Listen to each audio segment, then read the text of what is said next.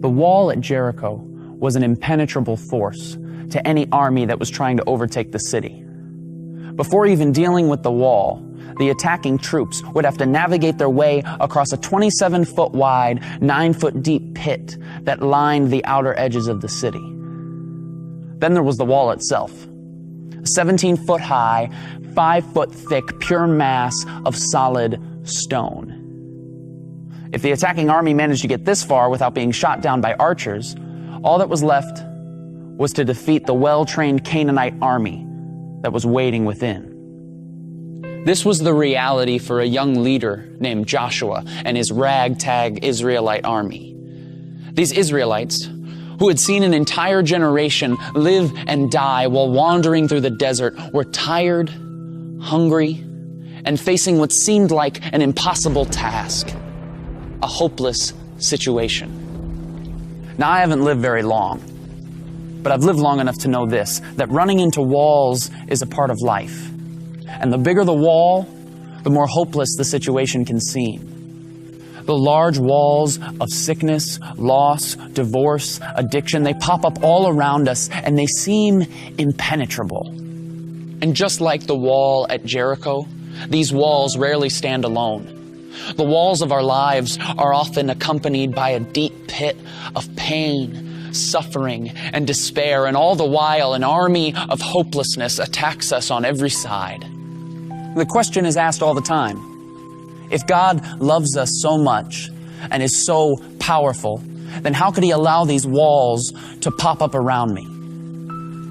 Now, I don't pretend to have the answer to any of those questions, nor do I pretend to understand just how deep or dark your suffering has been. I simply want to suggest that maybe God does His best work from seemingly hopeless situations. When I read the Bible, I read about people and characters, all who faced seemingly hopeless situations.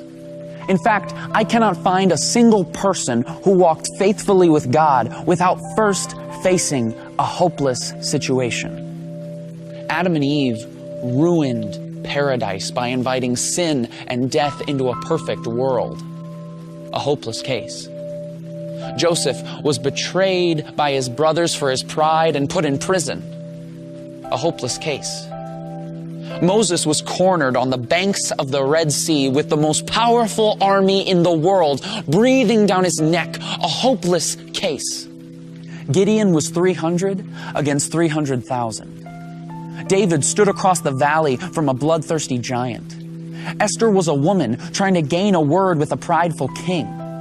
Daniel's roommate was a lion. His friends were thrown in an oven. Jonah sucked at his job and got stuck in a whale. Peter was a coward. Paul was imprisoned. The 5,000 had no food. Lazarus was dead. Timothy was too young. Abraham was too old. The youngest son was too stupid. The walls of Jericho were too strong. And Jesus was humiliated, hung on a cross, and buried in a tomb, burying all hopes of the revolution that was hoped for thousands of years. Now, everybody was ready to close the book on these stories. The end, game over. But if there's one thing we learn from the Scriptures, it's that we can never place a period where God has placed a comma. Because when all other options have been worn out, when circumstances couldn't get worse, when everything else has failed, get ready, because that is exactly where God shows up. Because Joseph became second in command. The Red Sea parted.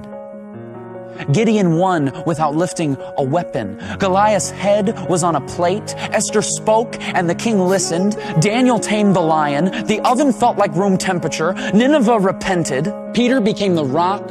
Paul rejoiced. 12 basketfuls were left over. Lazarus was just kidding. Timothy built a church. Abraham built a family. The youngest son came home to a party. The walls of Jericho came a-tumbling down. And Jesus Christ pulled off the resurrection, defeating sin and death. And the creation that had been marred so many years ago was now restored for all time.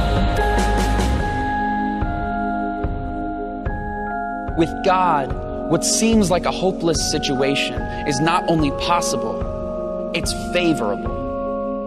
Because only God can turn a mess into a message.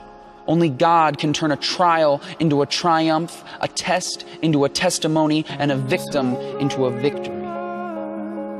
His power is made perfect in weakness. So let us rejoice in our trials and hold unswervingly to the hope we profess, because he who promised is faithful, was faithful, and will always be faithful, no matter how hopeless the situation.